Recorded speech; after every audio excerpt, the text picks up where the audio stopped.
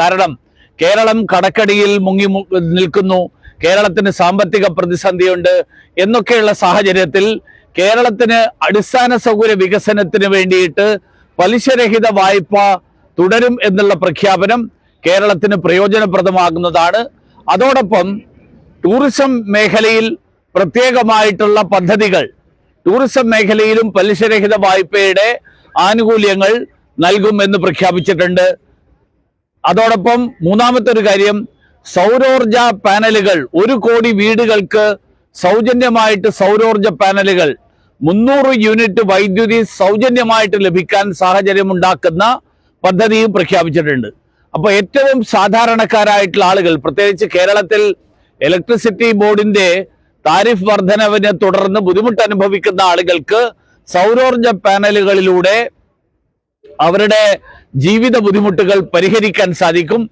അങ്ങനെ പാവപ്പെട്ടവർക്ക് ആനുകൂല്യങ്ങൾ നൽകുന്നതും യുവാക്കൾക്കും കർഷകർക്കും മുൻതൂക്കം നൽകുന്നതും സ്ത്രീകൾ നയിക്കുന്ന സമ്പദ് വ്യവസ്ഥ എന്നുള്ള കഴിഞ്ഞ 10 വർഷക്കാലത്തെ നരേന്ദ്രമോദി സർക്കാരിന്റെ ആ പ്രഖ്യാപനത്തെ മുന്നോട്ട് കൊണ്ടുപോകുന്നതും ആയിട്ടുള്ള ബജറ്റ്, പ്രത്യേകിച്ച് അടിസ്ഥാന സൗകര്യ വികസനത്തിന് ഊന്നൽ നൽകുന്ന ബജറ്റ്, ഇത് തീർച്ചയായിട്ടും 2047 വികസിത ഭാരതം എന്നുള്ള ലക്ഷ്യം, ആ ലക്ഷ്യത്തിലേക്കുള്ള യാത്രയ്ക്ക് ദിശാബോധമേകുന്ന ബജറ്റാണ് ഈ ഇടക്കാല ബജറ്റിലൂടെ ധനകാര്യമന്ത്രി പ്രഖ്യാപിച്ചിട്ടുള്ളത്. ഒരു ജനറൽ ഇലക്ഷൻ അടുത്തിരിക്കെ ടാക്സ് സ്ലാബുകളടക്കം മാറ്റം പ്രഖ്യാപിക്കാതെയാണ് മുന്നോട്ട് പോകുന്നത്. അത് കഴിഞ്ഞ വർഷം നൽകിയിട്ടുള്ള ആനുകൂല്യങ്ങൾ തന്നെ ജനങ്ങൾ ഏറ്റവും കൂടുതൽ സ്വീകരിച്ചിട്ടുള്ള, സ്വാഗതം ചെയ്തിട്ടുള്ള കാര്യം എന്നുള്ള നിലയിൽ 2,20,000 നിന്ന് 7 ലക്ഷത്തിലേക്ക് നരേന്ദ്രമോദി സർക്കാരിന്റെ കാലത്ത് നികുതിയുടെ ഏറ്റവും കുറഞ്ഞ തുക വർദ്ധിപ്പിച്ചു. അതാണ് ഈ സർക്കാർ ഉണ്ടാക്കിയിട്ടുള്ള, സാധാരണക്കാരായിട്ടുള്ള ആളുകൾക്ക് ഉണ്ടാക്കിയിട്ടുള്ള നേട്ടം. മാത്രമല്ല, രാജ്യത്തെ ജനങ്ങളുടെ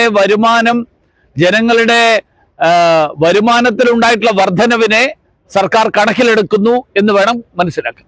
ഈ എയിംസ് അടക്കമുള്ള ആവശ്യങ്ങൾ ഇത്തവണയും പരിഗണിച്ചിട്ടില്ല. ദയവ് ചെയ്ത് മാധ്യമ പ്രവർത്തകർ ഇന്ന് രാവിലെ പൊട്ടിവീണ ആളുകളെ പോലെ ചോദ്യം ചോദിക്കരുത്.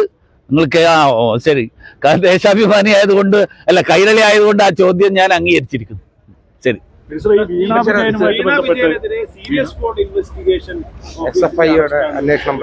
അല്ല, വീണ വിജയനെതിരായിട്ടുള്ള അന്വേഷണത്തിൽ യാതൊരു പുതുമയില്ല. കാരണം മുഖ്യമന്ത്രി എന്റെ കൈ വളരെ ശുദ്ധമാണ് എന്നൊക്കെ കൈ നിവർത്തി കാണിച്ചതുകൊണ്ട് കാര്യമില്ല. മുഖ്യമന്ത്രി പറഞ്ഞത് 2 കരാറുണ്ടാക്കി, 2 കമ്പനികൾ കരാറുണ്ടാക്കി. എന്റെ ഭാര്യ അവര് പിരിഞ്ഞു കിട്ടിയ പണം കൊടുത്തിട്ട് കമ്പനി തുടങ്ങാൻ പറഞ്ഞു. ഈ കഥകൾ കൊണ്ടൊന്നും കാര്യമില്ല. 1.25 കോടി രൂപ എന്ത് സേവനം നൽകി എന്നുള്ളതിന്, എന്ത് സേവനത്തിന് പ്രത്യുപകാരമായിട്ടാണ് ഈ പണം കൈപ്പറ്റിയത് എന്നുള്ളത് കൃത്യമായിട്ട് തെളിവ് കൊടുക്കാൻ CMRL സാധിച്ചില്ല എന്നുള്ളത് കൊണ്ടായിരിക്കുമല്ലോ ഈ പുതിയ ഉത്തരവ് വളരെ കൃത്യമായിട്ട് അന്വേഷണം, കൂടുതൽ കർശനമായിട്ടുള്ള അന്വേഷണത്തിന് ഉത്തരവിടാൻ കാരണമായിട്ടുള്ളത്. അതുകൊണ്ട് ഇനിയെങ്കിലും എന്റെ കൈകൾ ശുദ്ധമാണ്, ഭാര്യയെ വേട്ടയാടുന്നു, മകളെ വേട്ടയാടുന്നു, ഇതൊക്കെ കണ്ണൂർ ജില്ലയിലെ CPMകാർ പോലും ഇനി വിശ്വസിക്കില്ല. അതുകൊണ്ട് ഇത്തരം കോമഡികൾ ഇനി അവസാനിപ്പിച്ചുകൊണ്ട് അന്വേഷണവുമായിട്ട് സഹകരിക്കുകയാണ് വേണ്ടത്. കേന്ദ്രവേട്ട എന്നുള്ള പതിവ് പല്ലവി അവസാനിപ്പിക്കുകയാണ് നല്ലത്. രണ്ടാമത്തെ കാര്യം എനിക്ക് അക്കാര്യത്തിൽ സൂചിപ്പിക്കാനുള്ളത്, പ്രതിപക്ഷ നേതാവ് ഇന്നലെയാണ് ഈ വിഷയം ആദ്യമായിട്ട് ഉന്നയിച്ചത്. ഇത്രയും കാലം പ്രതിപക്ഷ നേതാവിന് അത് ഉന്നയിക്കാനുള്ള ധൈര്യമില്ലായിരുന്നു. പ്രതിപക്ഷ നേതാവ് ഇനിയെങ്കിലും നരേന്ദ്രമോദിയുടെ കൈപിടിച്ചു, അതോടുകൂടി ഒത്തുതീർപ്പായി എന്നുള്ള തരത്തിലുള്ള പ്രയോഗങ്ങൾ ഇനിയെങ്കിലും അവസാനിപ്പിക്കണം. അദ്ദേഹം വഹിക്കുന്ന പദവിയുടെ പ്രാധാന്യമെങ്കിലും അദ്ദേഹം ഉൾക്കൊള്ളണം. നരേന്ദ്രമോദി സർക്കാരിൽ അഴിമതിക്കാർക്ക് ആർക്കും ഒരു വിധത്തിലുള്ള രക്ഷയും കിട്ടില്ല. ഉപ്പ് തിന്നവരൊക്കെ വെള്ളം കുടിക്കേണ്ടി വരും.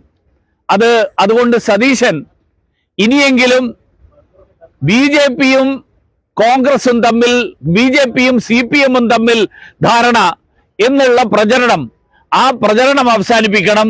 ഇന്ത്യ സഖ്യം കേരളത്തിൽ തുടരുന്ന ഈ പരസ്പര സഹകരണം, ആ സഹകരണം അവസാനിപ്പിച്ചാൽ കേരളത്തിലെ ജനങ്ങൾക്ക് കോൺഗ്രസിനെ കുറിച്ച് ഇപ്പോൾ ഉള്ള ധാരണ, ആ ധാരണയിൽ എന്തെങ്കിലും മാറ്റം വരുത്താൻ പറ്റുമോ എന്ന് ശ്രമിച്ചു നോക്കാം.